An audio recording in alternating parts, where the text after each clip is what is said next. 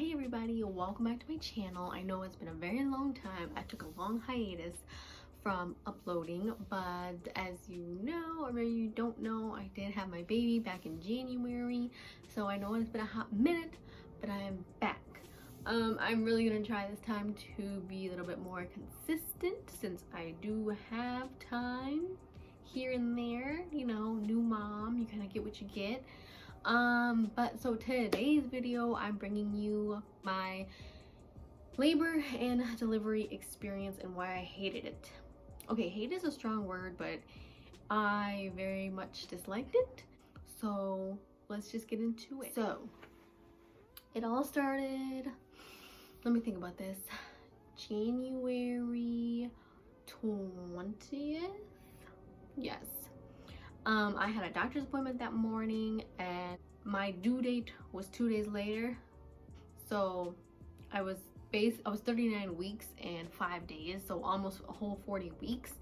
So I had a doctor's appointment that morning. I was checked. I was 2 centimeters and 85% effaced. Effaced just means thinning of the cervix, and your body has to do that to have a baby. So my body was doing what it needed to do already, but there was no baby yet. I had declined getting a membrane sweep, and we weren't really worried about me not being induced unless he came late.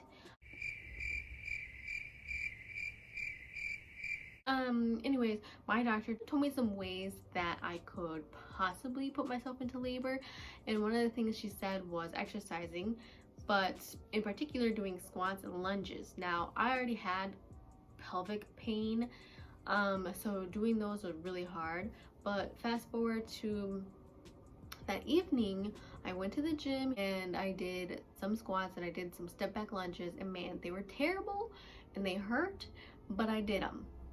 Fast forward to later that evening, me and my boyfriend were watching this movie called What Happened to Monday. Highly suggest that movie. I loved it. Still talk about it to this day because it was so good. Well, during that movie, I kind of felt some discomfort, but I really didn't know what to think of it, so I didn't really think anything of it. I was just like, it's uncomfortable. So movie's over. It's like after 11:30. We're getting ready for bed, and as I'm getting into bed, it's like midnight now. I start to feel really uncomfortable. I'm having like cramps. They feel like period cramps, but obviously I haven't had my period in 9 months because I've been pregnant. And low-key forgot how they felt, but I wasn't sure. So of course I went to the internet and I was like, how do you know if you're in labor, if your water didn't break? Because my water did not break. And so people on the internet were saying, yeah, like, you know, like the contractions can start out as cramps. They usually start out as cramps. So they felt like period cramps, but at the same time they didn't feel like period cramps, if that makes sense. But they did feel like period cramps. So anyways, I'm uncomfortable. I can't sleep. They're getting to be a little bit stronger and more frequent. So I got into the living room, and to make sure, I called the nurse hotline. And let me tell you something about the nurse hotline. This one woman, I'll never know her, don't even know her face, so whatever, her name was Carol. Carol, in hindsight, when I think about it, she was helpful, but at the time I didn't think she was helpful, and I did not like her attitude and her tone of voice. So that's why I wasn't a fan of Carol. So anyways, I call. I'm like, hey, this is my first pregnancy. I'm 2 days shy from 40 weeks. I'm feeling cramps. What do I do? I get Carol. Carol says, well, did your water break? Are you having the bloody show? How many contractions? How far apart? How long did they last? And of course, like mine, I had no water breaking, did not have the bloody show, and my contractions weren't where they needed to be. I don't know why I'm doing this. They weren't where they needed to be at the time. So Carol was like, you have to meet this, this, and this to be able to come in. Now, I will put on the screen somewhere the timing of your contractions, how far apart, and how regular, because there's a rule. So once you hit that part, usually they'll let you come in. So anyways, Carol was like, no, you can't come in until one of the three things happen: water breaks, bloody show, or your contractions hit the benchmarks. So it's like, I don't know, 2 o'clock now, 1 o'clock. I think it was, I don't know. I know I called back like an hour or so later because I was like, they were getting stronger, and I was like, I'm dying.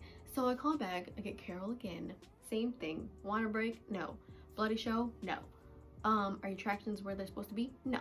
She said, well, don't come in, because if you come in too early, they're just gonna send you home to labor back at home. And I was like, okay, that's helpful to know, because I would be mad if I went there and they said you gotta go back home to labor some more. Lord knows I would have been mad. Anyways, some more time goes by. I decided to download this contraction app to, like, you know, time my contractions. So I did that, and then I got pretty close to the benchmarks. I knew it wasn't quite there, but here's the thing: I had to poop. And I know when you're in labor and you have to poop, sometimes that means you're already put to push out the baby. So I didn't poop. Instead, I called the hotline again.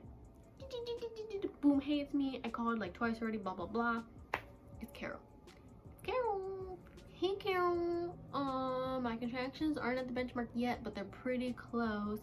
She said, no, you still can't come in, blah blah blah. And I was like, Carol, I have to poop. So what does that mean? She was like, no, don't poop. You should come in. I'll let them know that you're on your way. I was like, aha, okay. So now at this time, it's like after 5, I go and tell my boyfriend, like, hey, we need to go to the hospital to get checked out, because I think this is it.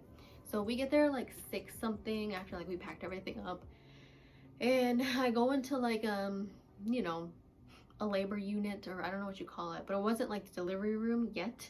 It was a room that they needed to check me. So I get in there, they check me, you know, do these tests, yada yada yada, ask me a ton of questions. They need to get information, blah blah blah. Anyways, eventually I had to get a COVID test. Came back negative. They didn't want me to lay down, they wanted me to like move around, so I was moving around the room, kind of walking. But I really had to go to the bathroom, and I don't even remember if I told them that at first, because I know they needed to check me. So when they checked me, so now, by the way, this is Thursday morning, the 21st, I was 3 centimeters dilated and still about like 85% effaced. So my body was doing something. So then they leave, and I knew I was just gonna throw up. I knew it. I knew it was gonna happen. So I asked for a baggie, and I'm walking around the room, and then all of a sudden I feel nauseous. So I'm like, I didn't know how, but I ended up in the corner of the room, and boom, I just start throwing up in the bag. And while I'm throwing up in the bag, guess what? I start bleeding down there. So then a nurse comes back in, and she's like, oh, are you okay? And I was like, no, I'm not okay. But I was like, I'm okay. And then I tell my boyfriend too. I was like, I'm bleeding down there. What does that mean? And I think that's what they referred to as like the bloody show. And it wasn't a lot, it was just a little bit, and it didn't like last long or anything like that. So anyways, eventually I did tell them I had to go to the bathroom, and because they checked me and I wasn't that far along, they let me go to the bathroom. And so after I went to the bathroom, I felt so much better, because before that, the contractions, I felt not only in the front and the back, I felt them also in my butt.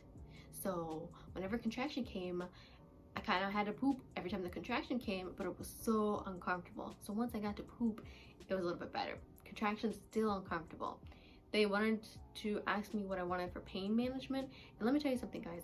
I did not think that far ahead. So I kind of had no idea what other options there were besides the epidural, but I knew I wasn't ready for the epidural yet because it was kind of too early.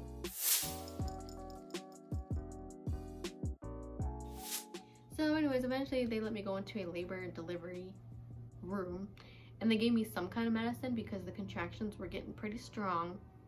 So I was okay for a little bit. They still wanted me to walk around, and then they also told me to like shower.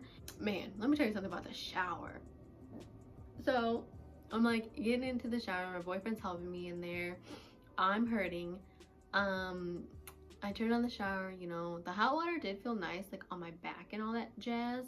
But as I'm like showering, my boyfriend's like, I think this is flooding, because the shower was obviously, it was an open shower.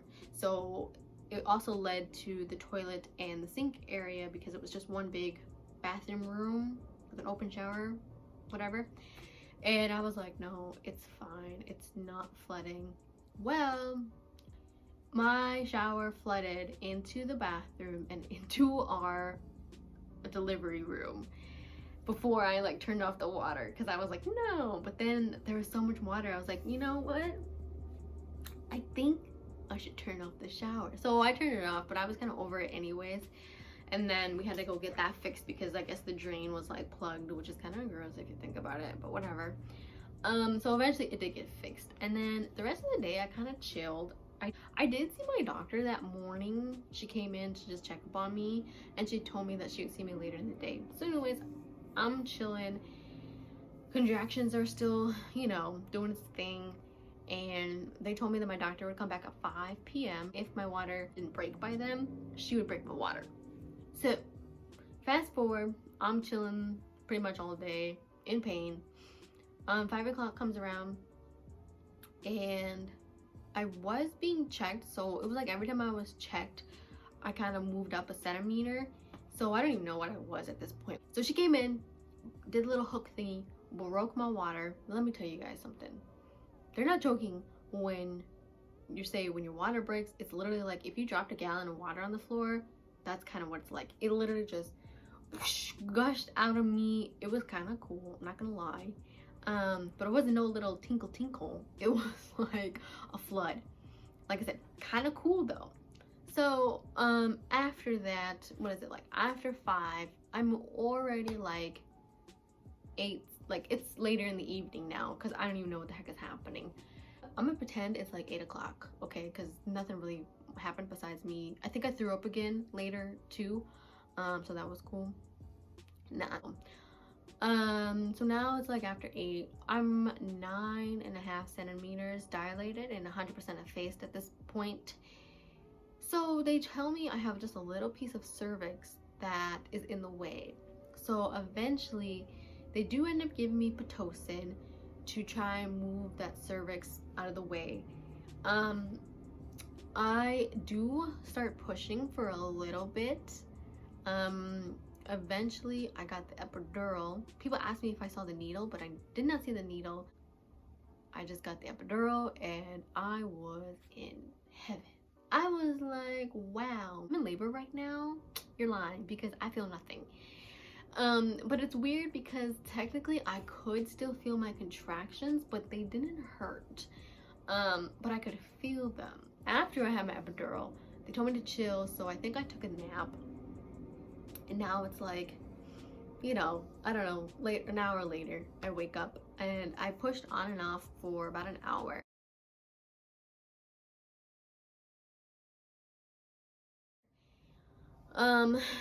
My contractions were in my lower back.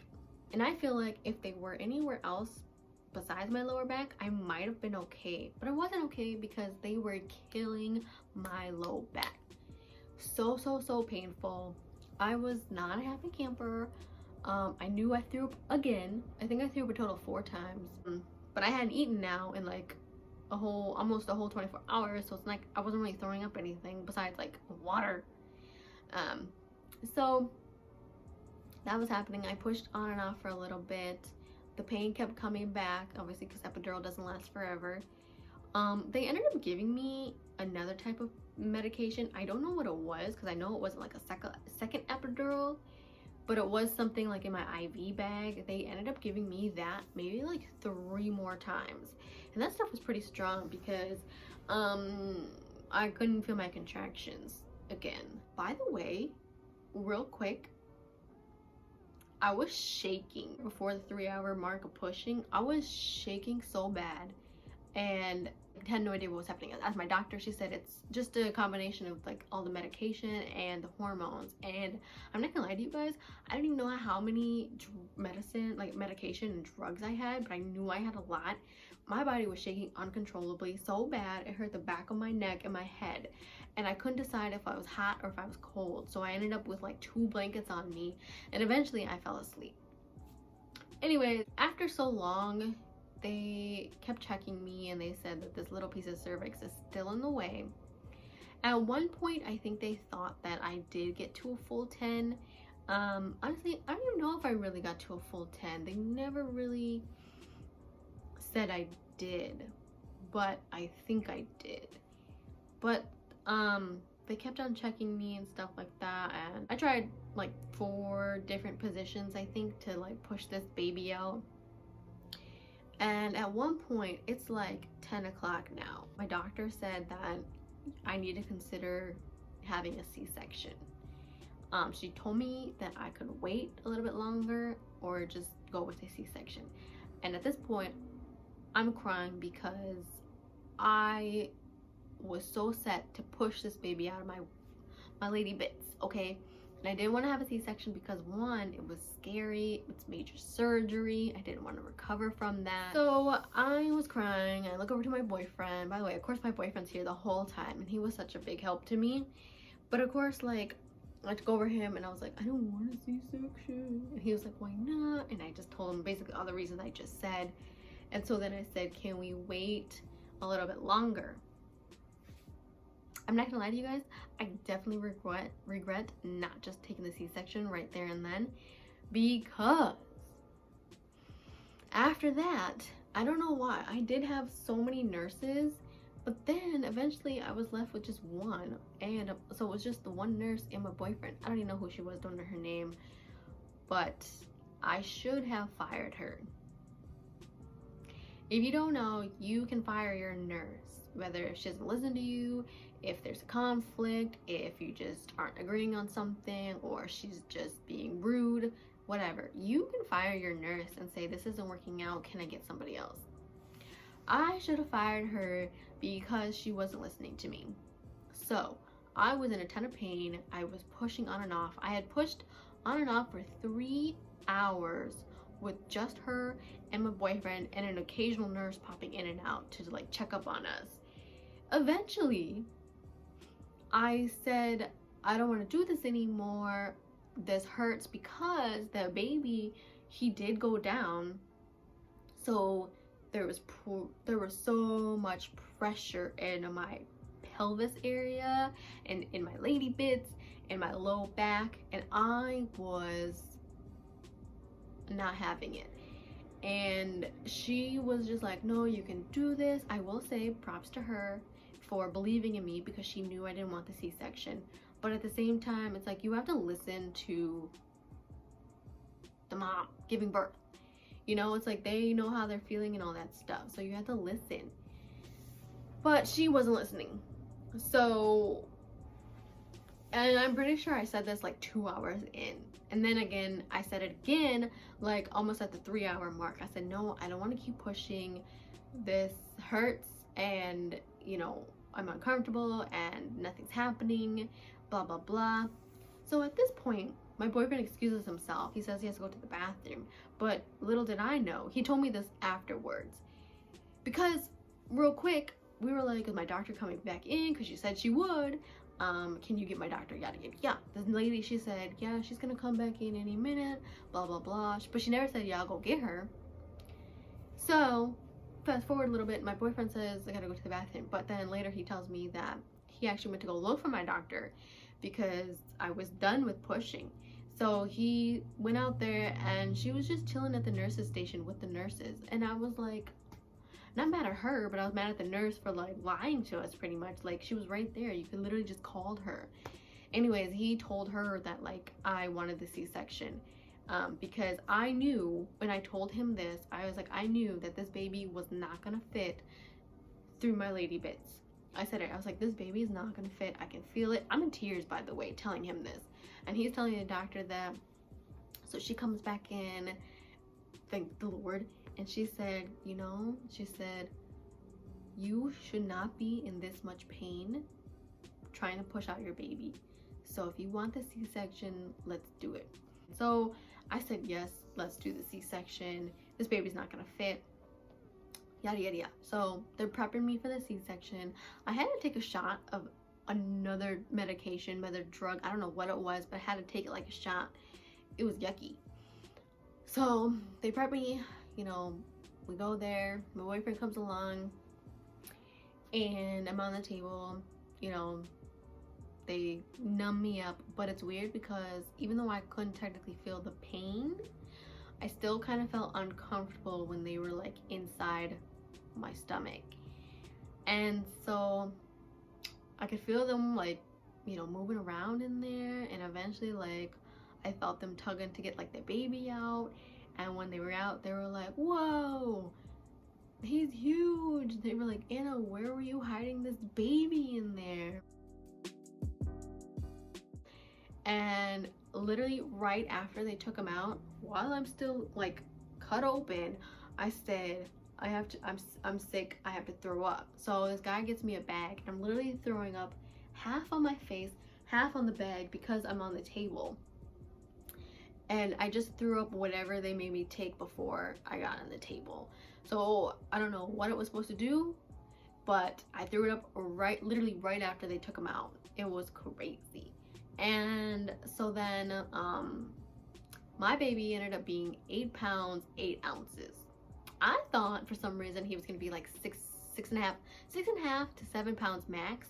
My doctor thought originally 7 to 7.5 pounds, and I had an 8 pound 8 ounce baby. Now in actuality, I should have gotten induced, but there was no sign to me that he was going to be a big baby. And I don't know what my doctor was thinking. I mean, she's a good doctor, but at the moment I was like, how do you not know he was going to be this big? But I really do think he was just tucked away super hardcore in my belly.